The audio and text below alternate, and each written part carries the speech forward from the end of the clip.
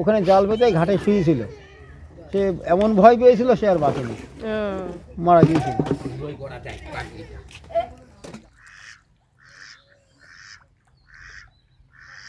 মানে কম্পিউটার চালু করে দিয়ে ওরা দেখেছে হ্যাঁ এখানে সত্যিকারের ভূত আছে। হ্যাঁ, ওরা ভূতের সঙ্গে কথা বলেছে। কম্পিউটার ওখানে শুনেছি ওখানে পচাতো নীলটা পচাতো, যেমন পাট পচায় এইভাবে নীলটা পচাতো। আমরা আজকে যাচ্ছি ইউটিউবের বহু আলোচিত একটি ভৌতিক স্থান কাটা সাহেবের নীলকুঠি এবং মোল্লাহাটির ডাকবাংলোতে। তো নমস্কার বন্ধুরা, আমি পুষ্পিতা, আমার চ্যানেলে আপনাদের সকলকে জানাই স্বাগত। এই কাটা সাহেবের নীলকুঠিতে যেয়ে আমি নিজে এক ভৌতিক মুহূর্তের সাক্ষী হলাম। এই নীলকুঠি ও ডাকঘর সম্পর্কে সেখানকার স্থানীয় মানুষ কি বলছে এবং এখানে দিনে ও রাতের পরিবেশ কেমন জানতে ভিডিওটা অবশ্যই শেষ পর্যন্ত দেখতে থাকুন। সামনে আমাদের বিভূতিভূষণ পার্ক, তো চলুন আমরা এসে গেছি, দেখা যাক। এই নীলকুঠিতে যাওয়ার পথেই আপনারা দেখতে পাবেন পথের পাঁচালী উপন্যাসের লেখক বিভূতিভূষণ বন্দ্যোপাধ্যায়ের বাসভবন এবং পার্ক।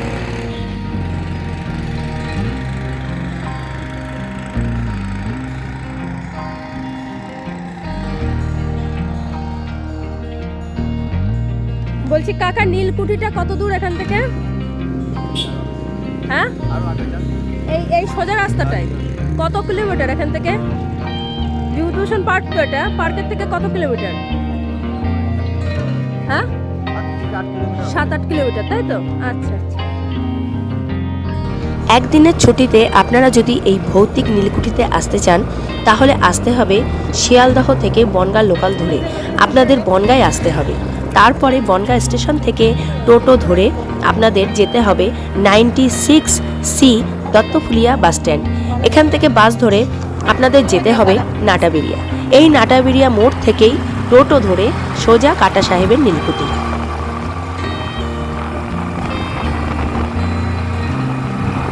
দূরে দেখতে পাচ্ছেন কৃষকরা চাষ করছে তাদের জমিতে।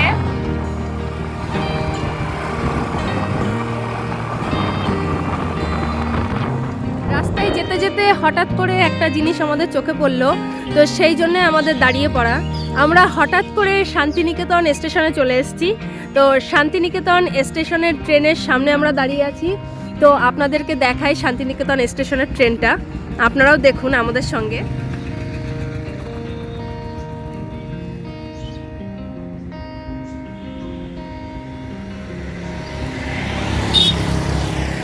দেখুন কত সুন্দর ট্রেনটা দাঁড়িয়ে রয়েছে। আসলে বন্ধুরা এটা কোনো ট্রেন নয়। আমরা রাস্তায় যেতে যেতে হঠাৎ করে একটা বাড়ির গেটের সামনে দাঁড়িয়ে পড়লাম। এটা অ্যাকচুয়ালি একটা বাড়িরই গেট। এটা ট্রেনের মতন করেই ওনারা করেছেন। তো আপনারা একটু দেখুন ভালো করে, সবটাই আছে, ট্রেনের নাম্বার থেকে শুরু করে সবটাই আছে, আপনারা দেখুন।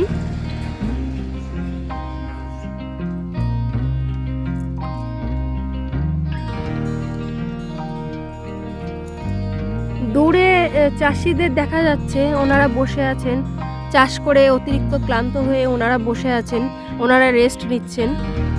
তো অনেক দূর দূর পর্যন্তই চাষের জমি দেখা যাচ্ছে।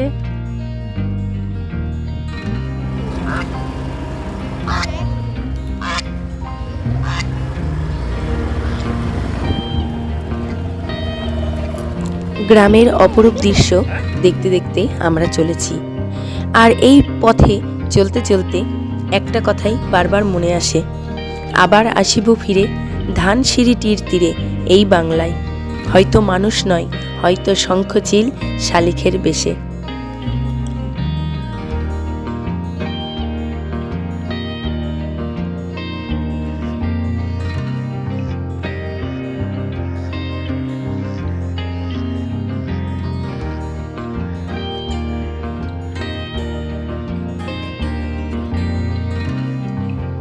নীলকুঠিটা এখান থেকে কত দূর? সামনে।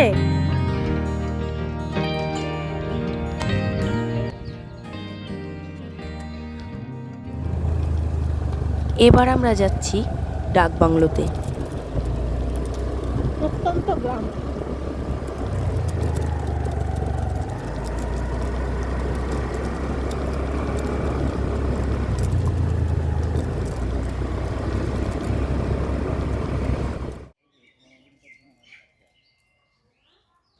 এই সেই ডাকবাংলো, যেখানে চাষিদের ওপর নীল চাষ না করার জন্য অকথ্য অত্যাচার করা হতো।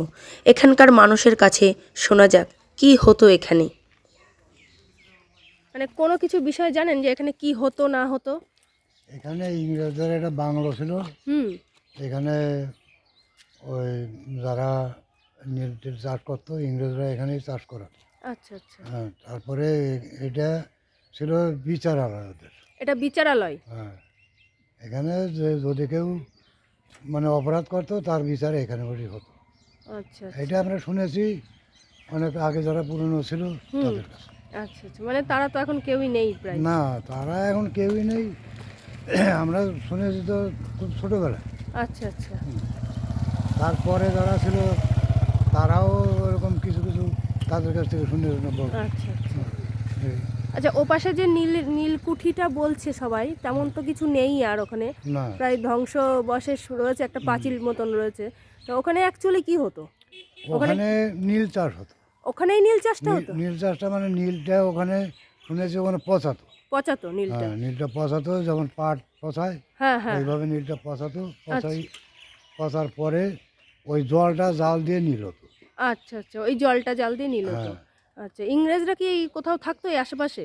ইংরেজরা এখানে থাকার সেরকম কিছু পায়নি। আচ্ছা। কারণ ওদের কোনো ঘর বাড়িও নাই, কিছুই না, এখানে কিছুই নেই। আচ্ছা কোথায় থাকতো সেটা বলতে পারছি না। তবে ওরা আসতো শুনেছি যে তখন ওই ঘোড়ায় চড়ে আসতো। আচ্ছা। আর ওই আগের কার যে পুরনো মডেলের গাড়ি, আচ্ছা ওই গাড়িতে করে আসতো। হ্যাঁ, আচ্ছা। এসে দেখাশোনা করতো। আচ্ছা আচ্ছা, ঠিক আছে, থ্যাংক ইউ। চলুন আমরা এবার এই ডাকবাংলোর ভেতরে যাব, ভেতরে যে দেখি এখানে কি কি আছে। চলুন।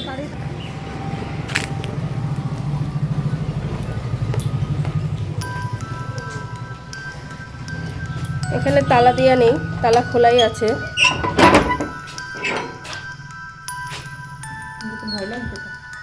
দেখুন ডাকবাংলোর ভেতরটা।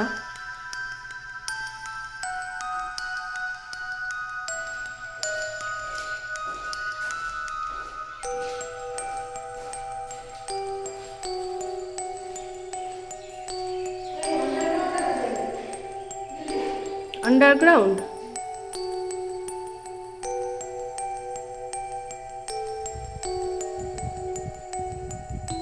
নীলকর সাহেবরা যেভাবে অত্যাচার করত চাষিদের ওপরে, তো সেই ছবিটাই এখানকার মানুষ দেয়ালে চিত্রর মাধ্যমে, ছবির মাধ্যমে তুলে ধরেছেন। তো সেটাই আপনাদেরকে দেখাবো।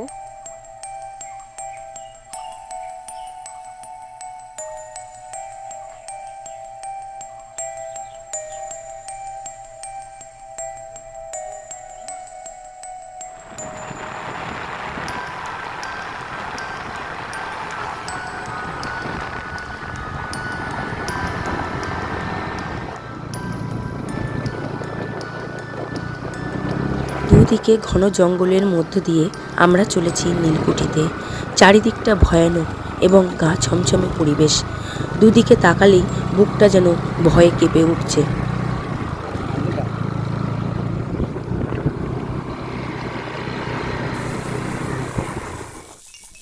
এই সেই বহু আলোচিত ভৌতিক নীলকুঠি। জীর্ণ শীর্ণ অবস্থায় পড়ে আছে এই কাটা সাহেবের নীলকুঠি। এইখানেই আমার সঙ্গে ঘটে গেল একটি ঘটনা। এটা ভৌতিক কিনা অন্য কিছু জানি না, কিন্তু আমি এখানে ভয় পেয়েছি।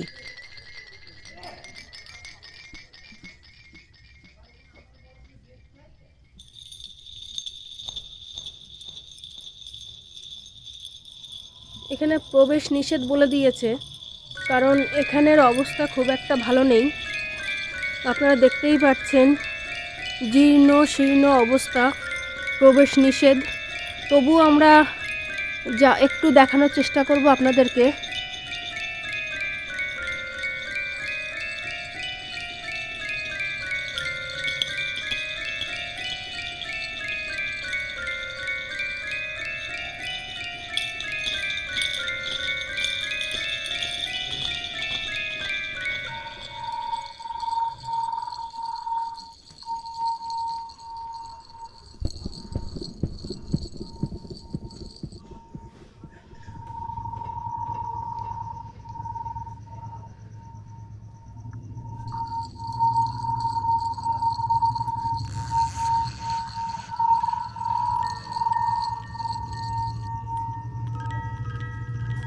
স্বাদটা একদমই নেই।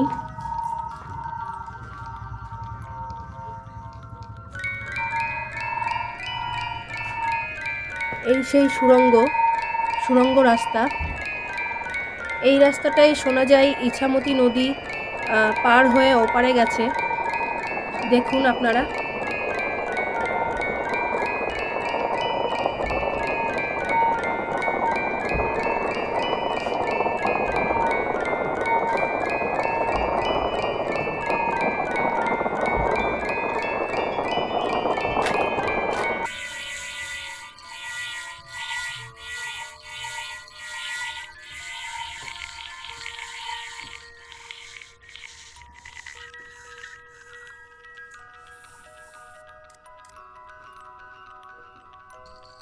ইটগুলো একদম পুরো ফাঁকা হয়ে গেছে, দেখুন।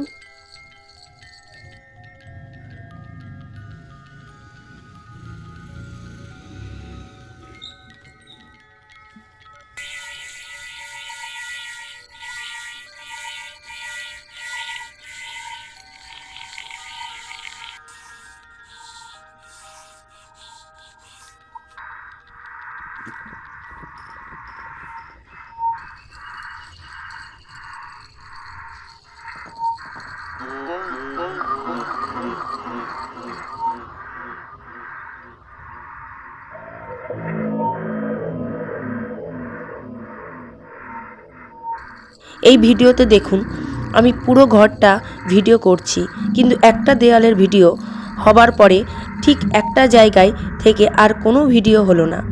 আমি অনেক চেষ্টা করি ভিডিও করার, কিন্তু ভিডিও হয়নি। তখন আমি একা ছিলাম। পরে আমরা দুজন মিলে ভিডিওটা আবার করি, তখন ভিডিওটা একদম ঠিকঠাক হলো। পরে স্থানীয়দের কাছ থেকে যা জানতে পারি তাদের মুখ থেকেই আপনারা শুনুন। আমি বলছি হচ্ছে ভূতের বিষয়। হ্যাঁ, পরিবেশটা কেমন একটু বলেন তো। এই দেখো ভাঙা বাড়ি, এখানে কেউ থাকে না। আচ্ছা আচ্ছা। এমনি তো গা গা ভার ভার তো করবে, আমি যে কোনো ঢুকেছি, মানুষেরই। যখনই ঢুকেছি আমার গা ছমছম করছে। হ্যাঁ, গা তো ছমছম করে ওই। আমি ভিডিও করছি তো, আচ্ছা, অর্ধেক ভিডিও ব্ল্যাঙ্ক দেখালো চট করে। হুম। আমি তাই ওরা ডেকে বললাম যে ভিডিও করছি, ভিডিও আসলো না চট করে। মিনিটের মধ্যে ভিডিও আসলো না, আমি অনেকক্ষণ চেক করলাম। কি রাশি তোমার? আরো ভিডিও করতে হবে। বলেন বলেন শুনুন। এখানে আমরা কিন্তু আসা যাওয়া করি, হুম অনেক সময় অনেক রকম চোখই পড়ে। বা ওই যে ওই সদন ছিল যখন, হুম মানে বাচ্চারা যখন থাকতো, হুম এখানে একটা এই পাড়ার মেয়ে ছেলে রান্না করতো। হুম ঠিক এর আগে, এত পর্যন্ত পরেও না, আটখানে আগে এখান থেকে মাংস ভাত নিয়ে যাচ্ছিল। ওই যে সাঁকোটা আছে না, হুম কালভেটটা, হুম ওখানে গিয়ে এমন ভয় পেয়েছিল হুম। সে আর বলবার মতো না। আচ্ছা, হ্যাঁ মানে ওই সামনে যে জঙ্গলটা পেরিয়ে আসলাম আমরা ওই হ্যাঁ, জায়গাটায়। হ্যাঁ। আচ্ছা, আর ওই তো কালভেটে ওই যে গাড়ি যাচ্ছে না, একটু ওই ওই পাশে ওই জায়গায়। আপনি কোথায় ভয় পেয়েছিলেন? এই ভেতরেই নাকি এই জায়গাটায়? ভয় পাইনি আমি। আমি এখানে দাঁড়িয়েছিলাম 2 বছর আগে, হ্যাঁ।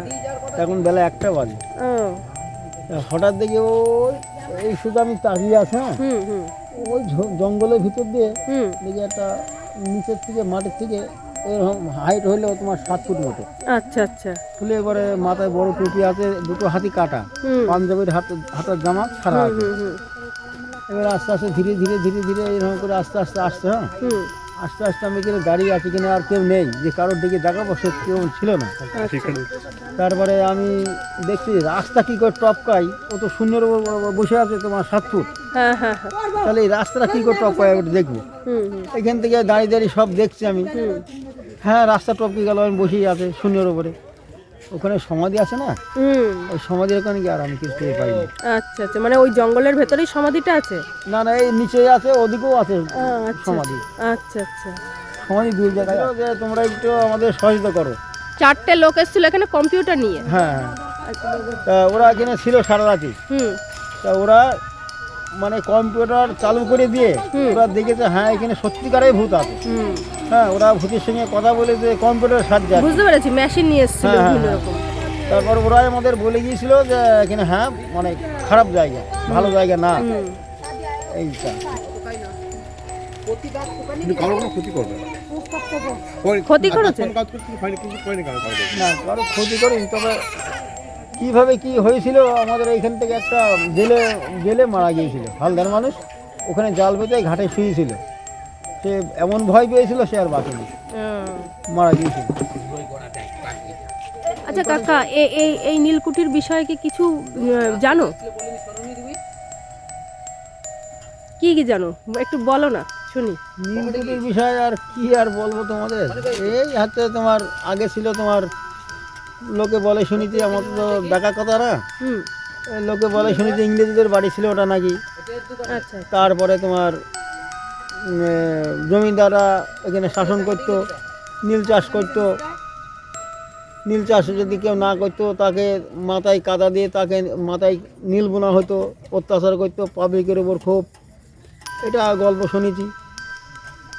তারপরে ও তোমার তারপরে জমিদাররা, ও তো ছেলে ছিল না, 4টে মেয়ে ছিল। কি জমিদারের নাম কি? ও মঙ্গলচন্দ্র দাস। আচ্ছা আচ্ছা, ওনার নামেই মনে হয় নাম এখানকার। হ্যাঁ, ওনার নামই নাম। 65 বিঘে এরিয়া, ওই মঙ্গলগঞ্জে ওইটাই, ও পাশে কাবাহাটি গ্রাম, এ পাশে মথুরা গ্রাম। আচ্ছা আচ্ছা আচ্ছা, তারপরে ওরা যখন এইটা দেখলো যে 65 বিঘে জমি, দেখভাল করবে কি, আমার ছেলে নেই, 4টে মেয়ে, তারপরে তোমার অনাথ আশ্রমের নামে ওরা দানপত্র করে থেকে যায়। আচ্ছা এখন ট্রাস্টেক বোর্ডের হাতে আছে, এখন ট্রাস্টেক বোর্ডের সেক্রেটারি হাতে তোমার রীনা চৌধুরী, কলকাতায় মাদারহাট ওদের অফিস। আচ্ছা আচ্ছা, এখন আপাতত এটা আছে। হ্যাঁ, এখন এটাই আছে। আচ্ছা, ওনারা দেখাশোনা করেন এখানে? আসে মাঝে মাঝে, খুব হালকা আসে, আগে ঘন ঘন আসতো, এখন অত ঘন আসে না, এখন হালকা আসে। আচ্ছা আচ্ছা, 5টা 6টা ছেলে ছিল। 2000 সালের পরেও ছিল। 2000 সাল যেই চলে গেল, জল শুকিয়ে গেল, তখন ওরা চলে গেল। কে এই নীলকুঠিতে থাকতো? হ্যাঁ, এটা তো অনাথ আশ্রম ছিল, এটা ও, এটা অনাথ আশ্রম ছিল? হ্যাঁ হ্যাঁ, বহুত ছেলে ছিল। 2001 সালেও ছিল এখানে বাচ্চারা। এরকম সন্ধ্যেবেলা এসে দাঁড়ালি, ওরা যখন প্রার্থনা করতো তখন আমরা এই রাস্তার উপরে এসে দাঁড়িয়ে থাকতাম, মানে জমজম করতো এটা।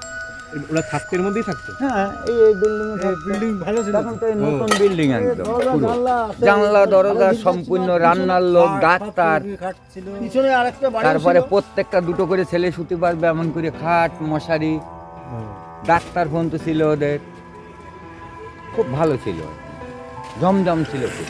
এই অনাথ আশ্রমটা কবে থেকে শুরু হলো, চালু হলো কবে? দিন থেকে শুরু হয়েছে মাথা, এখন আমরা মানে ছোট। ইংরেজরা যাওয়ার পরে কি অনাথ আশ্রম শুরু হ্যাঁ, হয়েছে? ইংরেজরা যাওয়ার পরে জমিদাররা শাসন করে, জমিদাররা শাসন করে সেই অনেক দিন। জমিদাররা যখন বুঝতে পারলো যে আমার তো আর ছেলে নেই, ওই আমার আর কেউ চার নেই। মেয়ে ছিল জমিদারের। হ্যাঁ হ্যাঁ, তারপরে উনি এইটাই অনাথের এটা লিখে দিয়ে যায়, ট্রাস্টের হাতে লিখে দিয়ে যায় যে সারা জনম আমার এই সম্পত্তির উপরে যারা অনাথ থাকবে না, তারা থাকবে। তারা বসবাস করবে।